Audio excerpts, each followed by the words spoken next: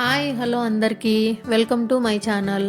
అయితే ఇవాళ నేను చికెన్ కర్రీని ఎలా చేయాలి అనేది చూపిస్తాను. సో చికెన్ కర్రీ అందరూ చేసుకుంటూ ఉంటారు, కానీ మా నాన్నగారి స్టైల్లో ఎలా చేస్తారనేది ఇవాళ నేను ఈ వీడియోలో చూపిస్తాను. అంతకన్నా ముందు మీలో ఎంతమందికి చికెన్ కర్రీ అంటే ఫేవరెట్ కామెంట్ అయితే చేసేయండి. సో ప్రాసెస్లోకి అయితే వెళ్ళిపోదాం. సో యాస్టీజ్గా అంటే స్టవ్ ఆన్ చేసుకొని ప్యాన్ పెట్టి ఆయిల్ వేసుకొని అందులోకి పోపు దినుసులు వేసుకొని కరివేపాకు, ఆనియన్స్, టమాటా, జీలకర్ర, ఆవాలు అన్నీ కూడా వేసేసుకొని అవి మగ్గిన తర్వాత చికెన్ అయితే వేసేసుకోవాలి.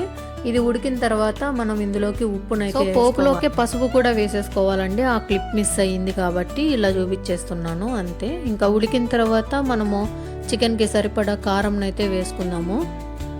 కారం వేసుకున్న తర్వాత దీన్ని బాగా మిక్స్ చేసుకోవాలి కారం పట్టేలాగా. అలాగే కొద్దిగా కసూరి మేతినైతే వేసుకుందాము.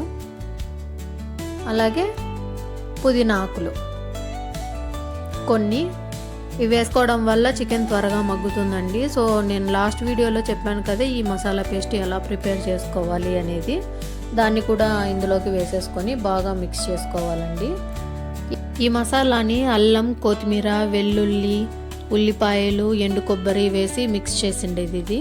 మీ దగ్గర ఇది ఒక్క పేస్ట్ ఉంటే చాలండి, ఎన్ని రకాల మసాలా ఐటమ్స్ అయితే చేసుకోవచ్చు అనమాట. సో ఇది ఇంకా చికెన్ ఆల్మోస్ట్ ఉడికిపోయింది కాబట్టి అందులోకి కొద్దిగా గరం మసాలాను, అలాగే కొంచెం మిరియాల పొడిని వేసుకుందాము. ధనియాల పొడిని కూడా వేసేసుకుందాం. చికెన్ మసాలా వేసేసుకొని బాగా మిక్స్ చేసుకోవాలండి ఈ మసాలాలన్నీ చికెన్కు పట్టేలాగా. సో మీకు గ్రేవీ ఎంత కావాలో అంత ఇప్పుడే అడ్జస్ట్ చేసుకొని ఒక్క 10 నిమిషాలు అలానే పొయ్యి మీద సిమ్లో ఉంచేస్తే వేడివేడి చికెన్ కర్రీ అయితే రెడీ అయిపోతుంది. సో ఈ వీడియో మీకు నచ్చినట్లయితే లైక్ చేయండి. ఈ రెసిపీని ట్రై చేసి ఎలా వచ్చిందనేది కూడా కామెంట్ చేయండి. మన ఛానల్ని సబ్స్క్రైబ్ చేసుకోండి ఇలాంటి వీడియోస్ కోసం.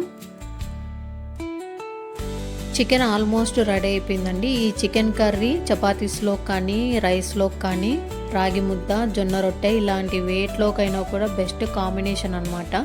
సో మీరు కూడా ఒకసారి ట్రై చేసి రెసిపీ ఎలా వచ్చిందనేది నాకు కామెంట్ చేయండి. ఈ వీడియోకి అయితే ఒక లైక్ చేసుకోండి. Thanks for watching guys.